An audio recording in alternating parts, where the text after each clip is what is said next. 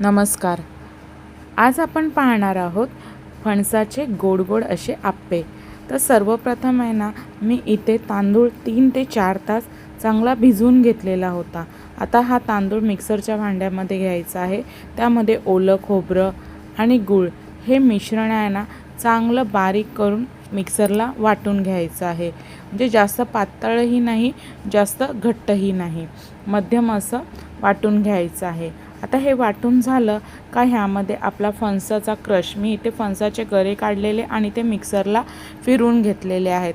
फणसाचा crush, वेलचीची पूड आणि आपली बडीशेपची पूड असं मिक्स करून त्यामध्ये थोडंसं मीठ आणि खायचा सोडा टाकलेला आहे आणि हेच मिश्रण चांगलं एकजीव करून घेतलेलं आहे. आता आप्पे पात्रामध्ये इथे तेल टाकून सर्व ह्याच्यामध्ये मी पीठ टाकून घेतलेलं आहे आणि 5 मिनिटांनी पुन्हा आप्पे आपले पलटून घ्यायचे आहेत आणि पुन्हा दोन्ही साईडनी आपले आप्पे चांगले कुरकुरीत रंग म्हणजे क्रिस्पी करून घ्यायचे आहेत. आणि हे बघा, आपलं खरपूस रंग येईपर्यंत दोन्ही बाजूनी व्यवस्थितरित्या मी आप्पे आपले तळून घेतलेले आहेत.